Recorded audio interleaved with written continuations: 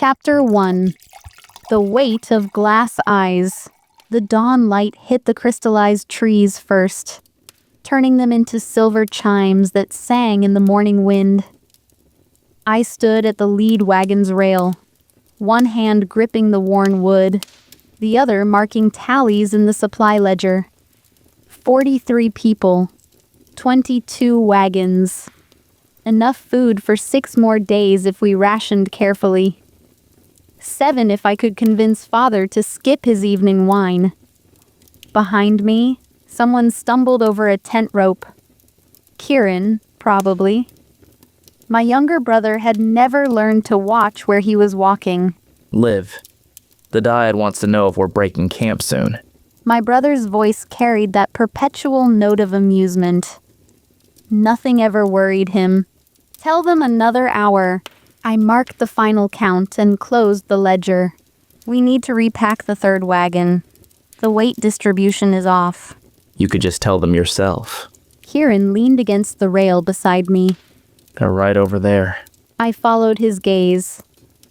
The Dyad escorts sat together near the fire, sharing breakfast. Wren, the binder, laughed at something Gareth said. She reached across to adjust his cloak, fingers brushing his shoulder. He caught her hand, pressed it briefly. The gesture was so casual it hurt to watch. Around them, the air shimmered faintly. Silver threads of cleaving magic twined with rainbow binding, visible only at the edges where they caught the light. They moved like dancers even sitting still, orbits aligned, gravity shared. You're staring again, Kieran said. I turned back to the ledger. I'm calculating. Sure you are. He pushed off the rail. I'll tell them an hour. Try not to reorganize the entire caravan before then. He was gone before I could respond. I pressed my thumb against the page hard enough to leave a mark. The numbers blurred.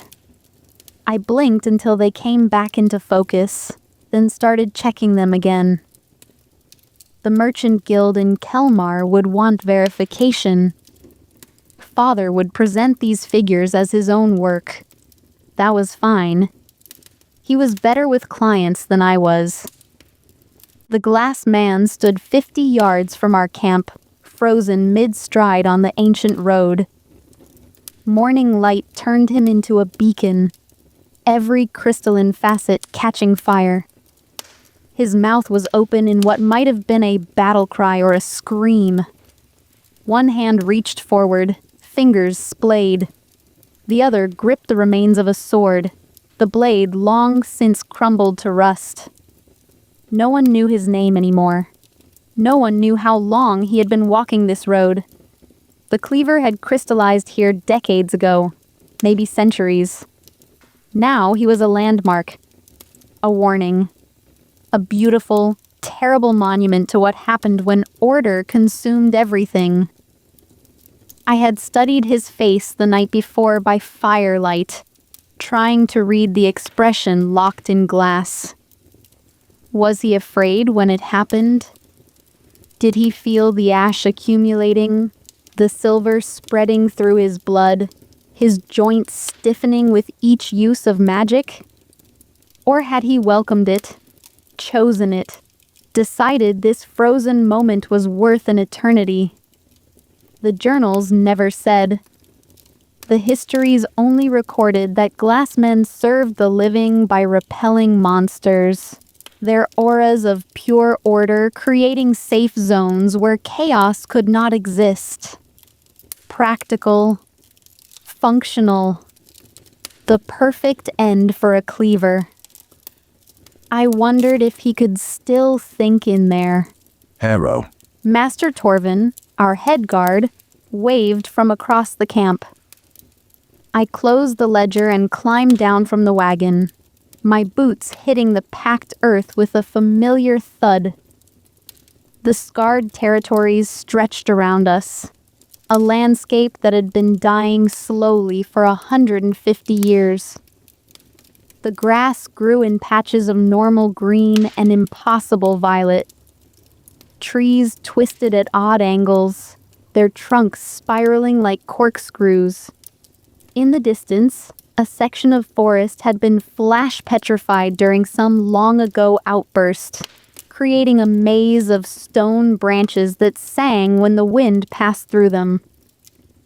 Above it all, the boundary wall cut across the southern horizon.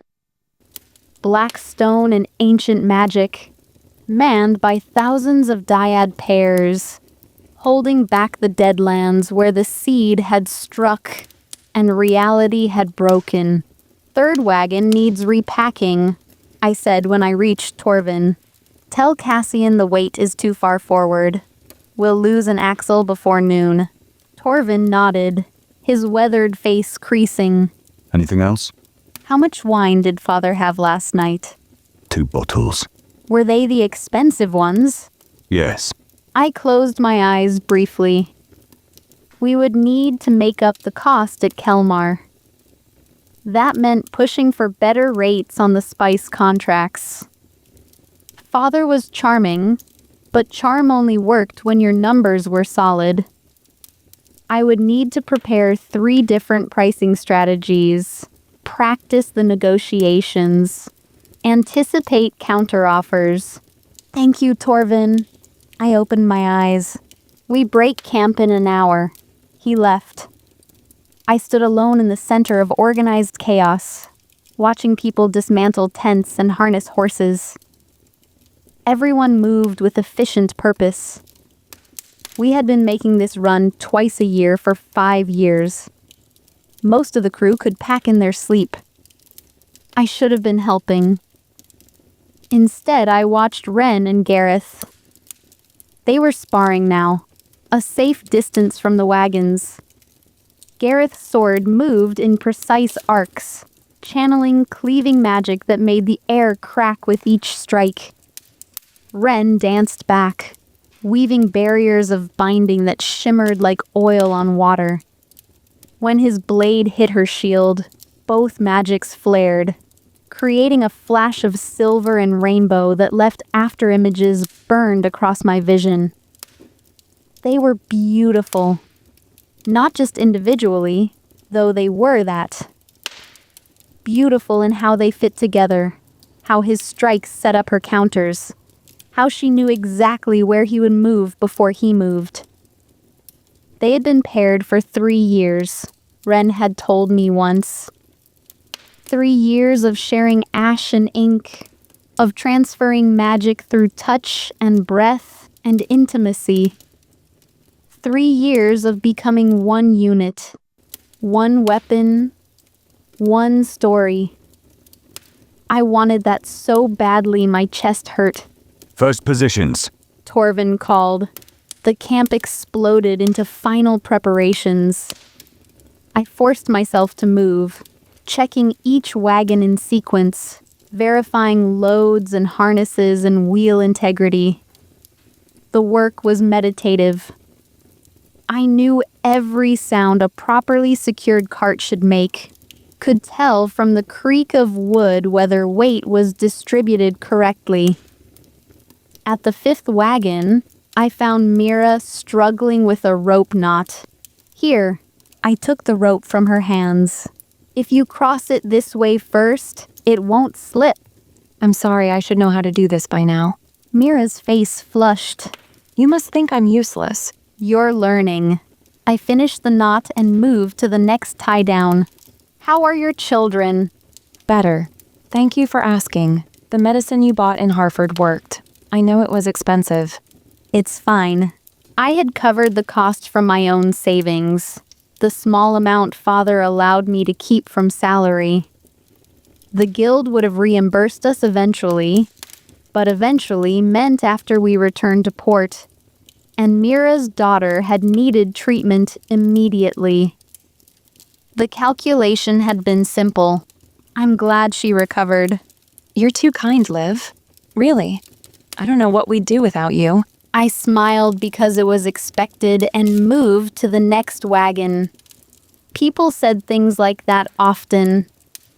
Kind, responsible, capable. The words accumulated like weights in my pockets, pulling me down into the role everyone needed me to play. By the time I returned to the lead wagon, Father had emerged. He looked rough, eyes red, hair uncombed, but he smiled when he saw me. That broad trader's smile that made clients trust him instantly. Morning, daughter. Status? Ready to depart. The third wagon was rebalanced. We're on schedule to reach Kelmar in 4 days. Excellent work. He patted my shoulder absently, already scanning the horizon. Beautiful morning. Should be smooth traveling. He had no idea what work had gone into making it smooth. That was fine. He was better with the merchants. Father, about the wine expenses. Not now, Liv. We'll discuss finances tonight. He turned to greet Torvin, his voice booming across the camp. Master Torvin, a fine day for the road. I climbed back onto the lead wagon and opened my ledger. The numbers needed recalculating if we were going to maintain profit margins. I could adjust the spice contract projections, factor in seasonal demand, prepare counteroffers for 3 different negotiation scenarios. The caravan lurched into motion. Wheels creaked. Horses snorted. Around us, the scarred territories stretched empty and beautiful and wrong. Ren and Gareth rode ahead, scouting. I watched them disappear around a bend in the road, still moving in perfect synchronization, still so completely together that the space between them seemed to hum with invisible threads. Kieran climbed up beside me.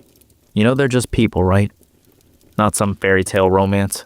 I know that. Do you? Because you look at them like they're characters in one of your stories. I closed the ledger harder than necessary. I don't write stories. You keep a journal. He leaned back against the wagon's rail, grinning. I've seen you writing by firelight. Poetry and pressed flowers and everything.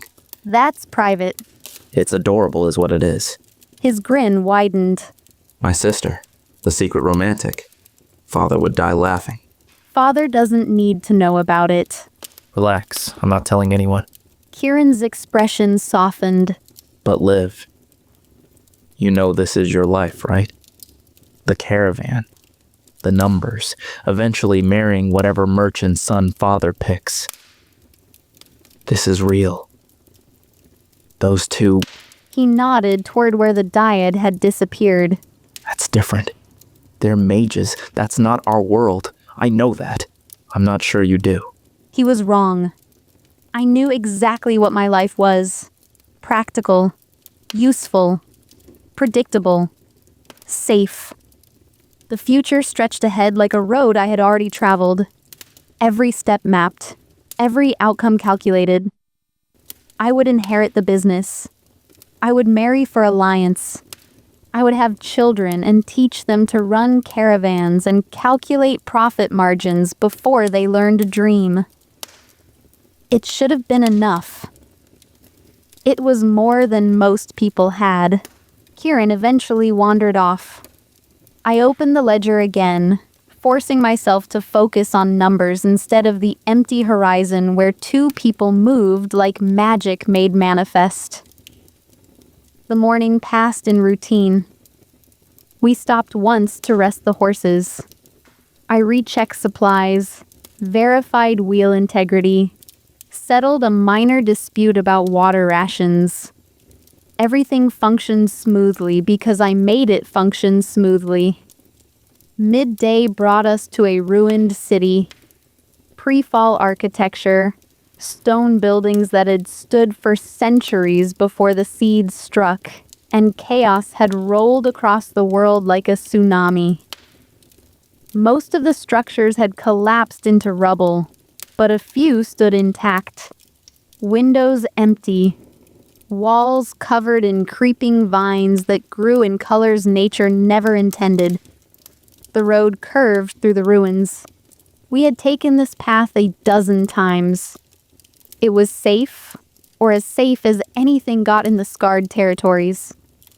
Ren and Gareth returned as we entered the ruins, riding hard. Something in their posture made my stomach clench. Halt the caravan! Gareth's voice carried command. Everyone halt. Father climbed down from his wagon. What is it? Fresh corruption ahead. Ren dismounted, her face tight. An outburst. Maybe 3 days old. The road goes straight through it. The entire caravan went silent. Outbursts were chaos vents exploding, reality tearing open and spilling mutagenic energy across the landscape. Everything in the blast radius transformed. Animals, plants, people. 70% died screaming. 20% became monsters. 10% became mages. If you were lucky, you died in the first wave. How large? Father's voice had lost its jovial tone. Quarter-mile radius, maybe less. Gareth studied the road ahead. We can try going around, but that adds 2 days to the journey through unscouted territory. Or we can go through. Ren said. The corruption is settled. It's not actively mutating anymore. We'd need to move fast, and we absolutely cannot stop inside the zone. But it's possible. Everyone looked at Father. He looked at me. Liv, thoughts? I pulled out the ledger, flipping to the supply calculations. We have 6 days of food. 7 if we ration. The detour would put us at 9 days minimum, possibly 11 if we hit difficult terrain. We'd run out before reaching Kelmar. We could forage. Someone suggested, not in the scarred territories. I closed the ledger. Nothing here is safe to eat without a binder to verify it first, and we only have 2 mages. They can't check every plant and animal for 43 people. So we go through. Torvin said. Gareth shook his head. It's dangerous. Outburst zones are unstable for weeks after manifestation. The chaos might have settled, but that doesn't mean it's gone. How dangerous? Father asked. I don't know. Gareth's honesty was refreshing. Most mages would have postured. We'd be gambling. Maybe nothing happens. Maybe the ground opens up and swallows us. That's the nature of chaos. The caravan waited. I could feel everyone's eyes on Father. On me. 43 people who needed a decision. Father turned to me again. Well, daughter, you're the one who runs the numbers. My throat was dry. The detour is certain starvation. The outburst zone is possible death. Mathematically, possible is better than certain. There's your answer then. Father clapped his hands together, his merchant smile returning. We go through, quickly and carefully as the lady suggests. Ren and Gareth exchanged a look. Then Ren nodded once, sharp and professional. Stay in tight formation. She said, Don't touch anything. Don't stop for any reason. If someone falls, keep moving. We'll come back for them. if they survived, she meant. If the corruption didn't take them. One more thing. Gareth added. If you see something moving in the ruins, don't look at it. Don't acknowledge it. Outburst zones birth things that aren't fully real yet. Observation can solidify them. Several people made warding signs. Father climbed back onto his wagon, suddenly very interested in adjusting the reins. I closed my ledger and put it away. My hands were shaking slightly. I pressed them flat against my knees until they steadied. Kieran appeared beside me again. Hey, this was the right call. Was it? We'd definitely starve on the detour. This way we might survive. He tried for his usual grin. That's basically your whole philosophy, right? Pick the option that might work instead of the one that definitely won't. That's not a philosophy. That's just mathematics. Sure, Liv, mathematics. He squeezed my shoulder once, then climbed onto his own wagon. The caravan reformed, pulling into the tightest formation we could manage. Ren and Gareth took positions at the front and back, ready to respond to threats from either direction. Father raised his hand. Move out. We rolled forward into the outburst zone. The corruption started as a smell, sweet and rotten simultaneously, like flowers left to decay in sealed glass. Then the colors shifted. The ruins ahead weren't gray stone anymore. They shimmered with oil-slick iridescence, surfaces rippling as though seen through water.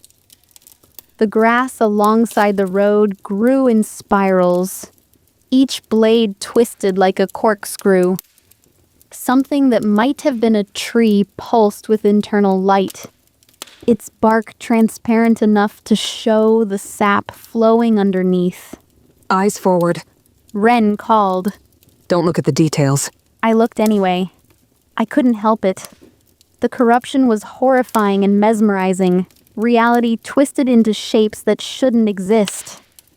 A bird flew past, except it had too many wings. They overlapped each other, phasing in and out of visibility.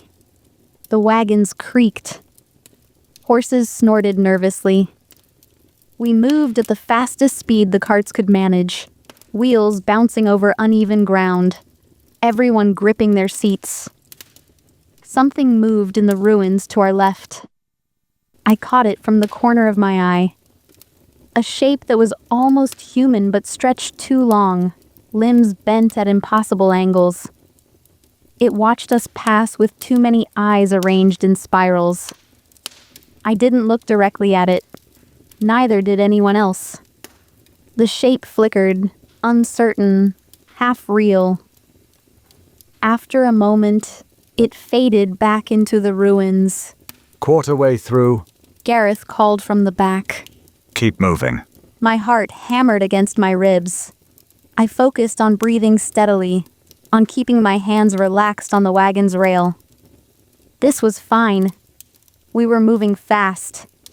Nothing was attacking us. Then the road buckled, not collapsed. Buckled. The stone rippled like fabric, waves rolling through solid matter. The lead wagon lurched violently to the side. Father shouted. The horses screamed and reared. Hold formation. Ren's voice cut through the panic. Don't stop! The driver fought to control the horses. For a terrible moment, I thought the wagon would tip. Then the road solidified again, becoming merely broken stone instead of liquid chaos. We kept moving. My hands hurt. I looked down and realized I was gripping the rail hard enough that my knuckles had gone white. I forced myself to loosen my grip. Halfway. Gareth called. The ruins pressed closer on both sides now, buildings leaning in like they wanted to touch us. Windows gaped empty and hungry. Something whispered from one of the doorways, syllables that hurt to hear, words in a language that predated meaning. No one responded. We kept our eyes forward and moved. A child started crying in one of the middle wagons. Her mother hushed her frantically. The sound seemed too loud, too real against the unnatural silence of the corrupted zone. Then I heard it. Music. It drifted from deeper in the ruins, a melody that was almost familiar. Almost something I recognized. It pulled at something inside my chest, made me want to turn and look, to find the source, to follow it into the twisted buildings and discover what was singing. Liv. Kieran's voice sharp and close to my ear. Don't listen. I realized I was standing, one foot on the rail, leaning toward the sound. I sat down hard, my heart racing. Don't. Kieran repeated. Whatever that is, it's not real. Not completely real. If you go to it, it will become real. I nodded, pressed my hands over my ears. The music continued, sweet and compelling and wrong. 3/4. Gareth's voice sounded strained, almost through, almost safe. The corruption thickened around us. The air itself seemed to shimmer with barely visible currents of chaos. I could feel it on my skin, a pressure like being underwater. My lungs felt tight. Each breath required conscious effort. Around me, others struggled too. One of the drivers slumped forward. Torvin grabbed him before he could fall, held him upright. Keep moving. Ren's voice had taken on a desperate edge. We're almost through. The music swelled. More shapes moved in the ruins, attracted by our presence. Things that were almost wolves but walked on too many legs. Something that might have been a person once but had been stretched thin, arms extending into infinity. None of them attacked. They watched, waited, half-formed and hungry for reality. Then we crossed the boundary. The air changed, the pressure released. I gasped, drawing in a full breath for the first time in what felt like hours. Around me, others did the same. Clear! Gareth shouted. We're clear! The caravan didn't stop. We kept moving for another half-mile before Father finally called a halt. When the wagons stopped, people climbed down on shaking legs. I sat on the rail, my hands trembling, my heart still hammering. We had made it. All 43 people, all 22 wagons. Nothing lost except a few years off everyone's lives. Kieran climbed up beside me. He didn't say anything. Just sat there, shoulder pressed to mine, both of us staring back at the shimmering boundary we had just crossed. That was your call. He said finally. I know. If it had gone wrong, I know. He was quiet for a moment. Then, You made the right choice. maybe. Or maybe we had just been lucky. I wasn't sure there was a difference. Ren and Gareth rode through the caravan, checking on people. When they reached our wagon, Ren looked up at me. That took courage, she said. The decision to cross. It was mathematics, I said, not courage. Sometimes they're the same thing. She smiled, tired but genuine. You did well, Liv Harrow. Then they rode on, and I was left staring at my hands, wondering why praise felt like a weight instead of a gift. That night, we camped under open sky, far from any ruins. People built the fire higher than necessary, needing the light.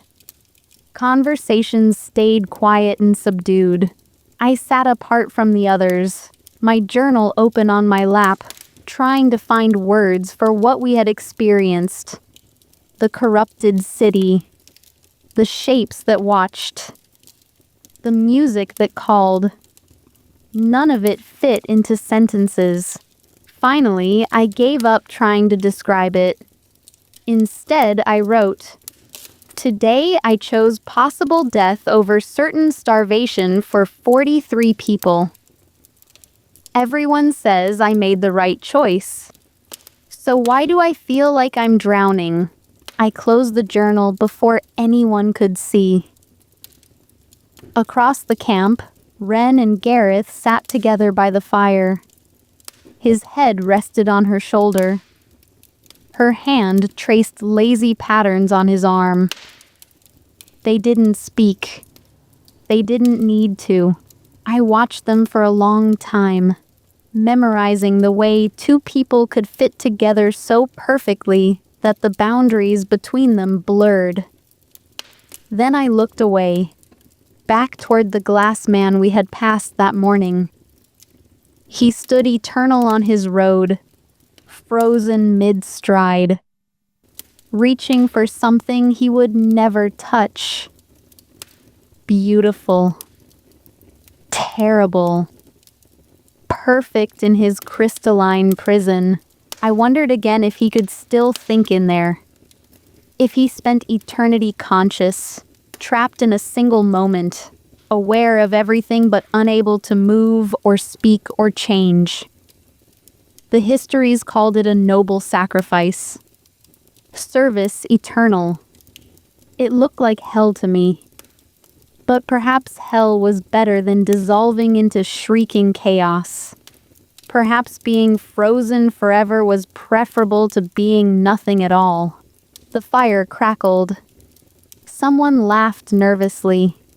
The night pressed in around us, full of stars and silence and the distant howl of something that was no longer quite a wolf. I opened my journal again and pressed a flower between the pages. A small purple bloom I had picked before we entered the corruption zone, when the world was still mostly normal. Tomorrow we would reach Kelmar. Tomorrow the merchants would praise Father's business acumen, and I would smile and nod and pretend the numbers I had calculated weren't the only thing keeping everyone alive. Tomorrow would be exactly like today, just with different dangers and different choices that felt like drowning. I closed the journal, put it away, stared at the fire until my eyes burned, then forced myself to look away before anyone noticed I was crying. The glass man's frozen eyes watched from down the road. Patient, eternal, waiting for nothing because waiting was all he would ever do. I understood that feeling better than I wanted to admit.